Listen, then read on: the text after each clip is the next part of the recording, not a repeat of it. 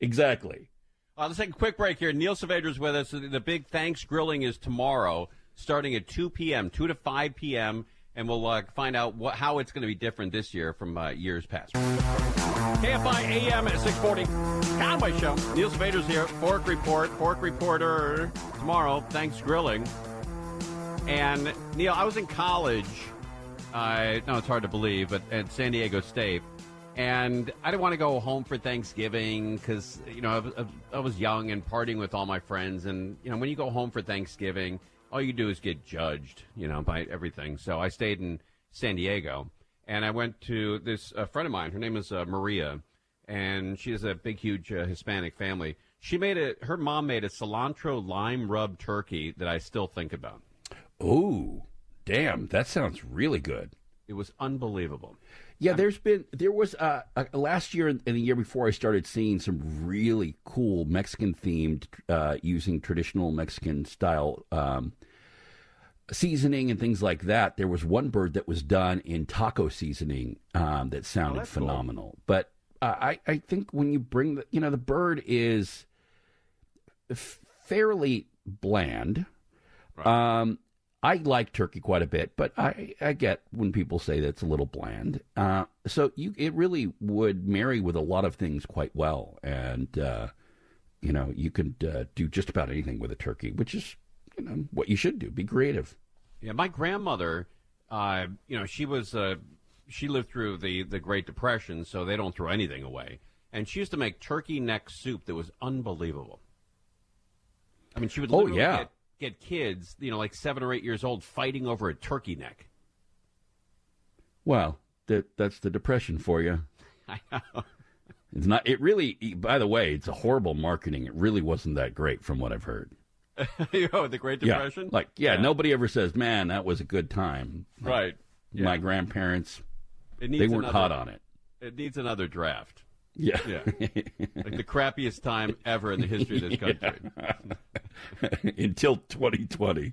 Hey, what happens? I see in pavilions when I go there that Luana makes the oil to deep fry a turkey. But here's a question for you: what do you do with that oil afterwards?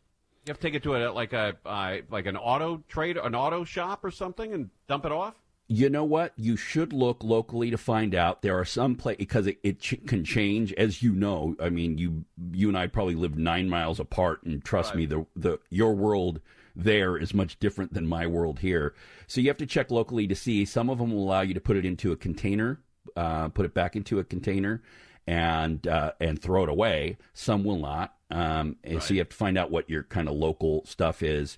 If you soaked it into a piece of cloth, then you could throw that away. It's like paint you can't throw away when wet, but if you opened it up and let it dry out, then you can throw it away. Yeah, so it's wild. Yeah, it gets a little weird. And when you're dealing with lots like that, a lot of amount like that, it gets pretty rough. You can also ask a local restaurant because they have disposal units for it. Oh, that's too, right. See if they'd hook you up.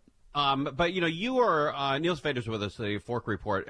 You and I are old school, and I'm sure Mondo doesn't remember this. Maybe Gina doesn't either.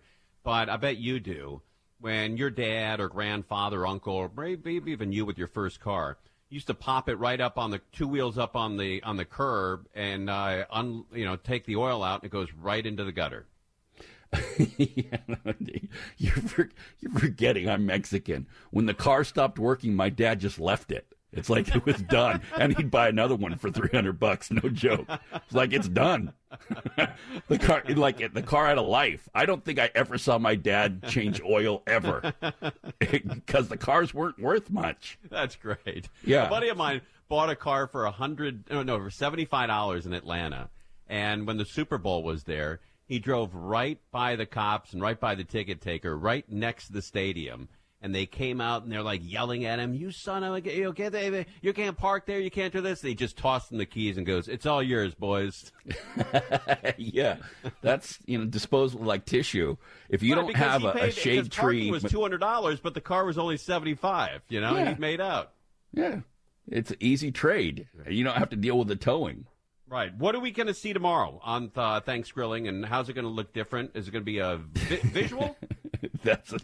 That's an excellent question. Well, I don't know. Mondo and I were messing around last night testing. This is our plan. We just thought it's a bummer. We don't have Thanks Grilling. That's like our signature event each year, and it's a good time. You get to shake hands and meet people. They get free food and all these things, and there was just no way to do it this year, and we knew that pretty early on.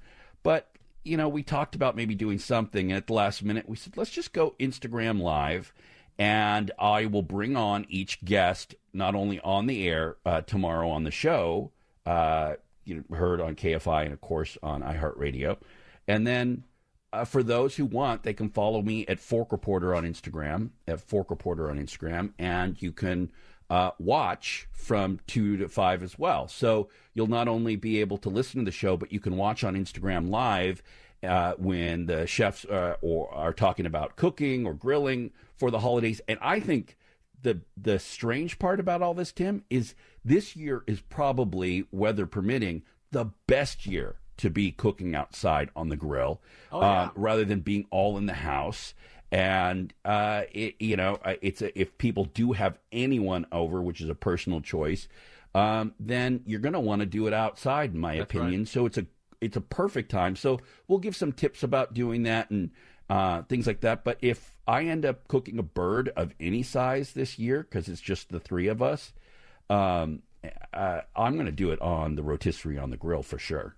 Yeah. No, it's a great time to be outside. And, fortunately, we live in Southern California. We can do it. But if you're in New York or Maine or Detroit, man, it's going to be a real rough Thanksgiving. Yeah, I've no joke. I've grilled in, drizzle, and I have this 30-inch flat cast iron griddle in the back, and it gets super, super hot. And I was cooking vegetables on there, and with the steam, the vegetables were hydroplaning. Oh, that's They were great. Lifting off because of the steam, and it was like the air hockey when you were a kid, all over the grill. And I was like, a bad idea, abort. But I'll grill at any time of the day, any time at night. Weather doesn't matter. That's great, buddy. All right, I'll enjoy tomorrow, starting at 2 p.m. tomorrow, right here on KFI, right? Yeah, you might see a train wreck. Excellent. Yeah, we really don't know. There's a couple things we got to iron out, so it may be horrible, and that could be fun too. Yeah, well, Mondo's told me the guests you have. You got a lot of great guests for tomorrow. Should be fun. Thanks, man. I appreciate you're always there to promote these things. Appreciate you coming on, man. And Thanks, brother. it, man. If it wasn't for you, I wouldn't be at this station. Shut never, up. ever forget. Shut up with that. Never forget. This is why your mom doesn't want you to talk at Thanksgiving. Yeah, it's one of the reasons. Yeah. All right, buddy, you're the best, man. Thank you. Bye. Take care. All right, there he goes. Neil Saavedra and the Fork Report tomorrow, 2 p.m. to 5 p.m. right here on KFI AM 640.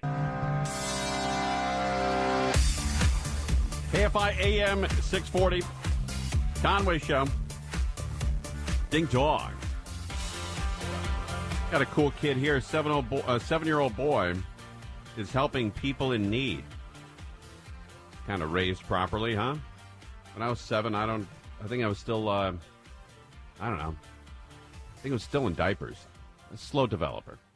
But this kid is off to the races, man. I dream big. You dream big. Big. You dream big. So big that Kavanaugh Bell, at 4 feet tall, filled 2 53-foot trailers to help people he'd never met. Wow, that's huge. That's a lot of food or clothes or whatever you put in there. How did you get 2 truckloads full of supplies? It's magic. It's magic? It's Operation Magic. Operation Magic. A little too much confidence for me at 7. Operation Magic. Too much charm. Yeah, too much look at me, right? Operation Magic. Yeah, if I said I'm magical, I'm operational magical, and I'm just the best, my mom would have slapped me so hard in the face. She's like, that's for other people to say about you, a-hole, not you. Operation Magic. Operation Magic. Magic may be the only explanation that makes sense for how this Maryland second grader raised more than $36,000 for food and clothing and then had it trucked halfway across the country. Welcome to Pine Ridge. To this South Dakota reservation, one of the poorest places in the nation. This kid's going to be a CEO by 10. What's up, guys? is. Kavanaugh first saw it 2 years ago on a trip to Mount Rushmore with his mother, Lacey. They were so grateful that someone from 1,500 miles away, that's only 7, would put together this effort. For some kids, that would be enough for 1 year, but Kavanaugh saw the need back home. Oh, no.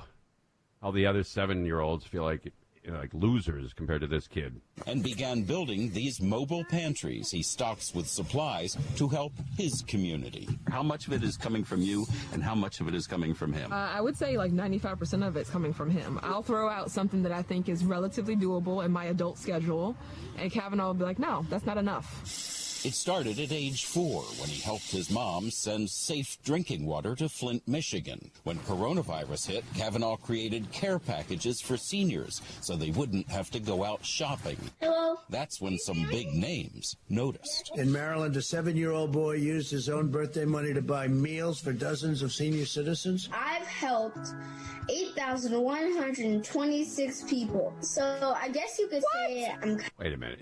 We did what? I've helped 8,126 people. So I guess... Wait, 8126? 8,126 I'm going to play that in the Superfecta tomorrow at Santa Anita. people. So I guess you could say I'm kind of busy. Do you get nervous? Is that crazy? So I guess you could say I'm kind of busy. Gina, please. We're trying to do a story here. It's crazy, though. I know, but still, that high-pitched what? So I guess you could say I'm kind of busy. Do you get nervous talking to important, famous people like Kamala Harris? No. I get shaky, and then I just... Reach for a cigarette? Shaky, and then I just... Have a beer? I get shaky, and then I just... Get a shot of whiskey? I get shaky, and then I just... I'm clutch. I'm clutch. He's like Jerry West, right? He's clutch. That's great. I'm clutch. That kind of attitude is no buenos dias on the playground, young man. You start referring to yourself as clutch, you better be clutch. I'm clutch. I'm clutch. I'm clutch. You're clutch.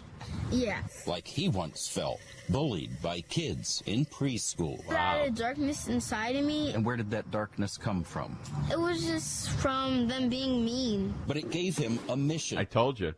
You know, kids sniff out other kids like that on the playground who refer to themselves as clutch, and then they want to see how clutchy you are. But It at was 7 just years old, from- did you ever use the phrase, I have a darkness inside of me? I'm 57. I still haven't used it. Profound. It really is. I mean, this kid is really like a very smart dude, which is probably why he was depressed, you know? I'm clutch. You're clutch. Yeah. Like he once felt, bullied by kids in preschool. Out of darkness inside of me, And where did that darkness come from? it was just from them being mean. But it gave him a mission to help others avoid feeling hopeless. You hope people will be inspired Yeah. to do what? To just do what I'm doing and change the world. And help other people. Yeah. Kavanaugh hopes eventually to be mayor and maybe even president. He's only 7. Makes you wonder what he'll accomplish when he's 8. Yeah. That's wild, man. Raising all that kind of food and stuff. That's pretty cool, right? He's clutch.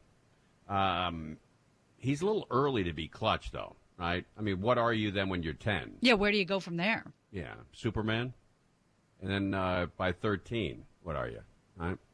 I don't know. But that's, man, he has more confidence than, I've ever seen before in my life. I've never heard that before. I'm clutch. Yeah. Never seen that before. Never heard a 7-year-old refer to themselves as clutch.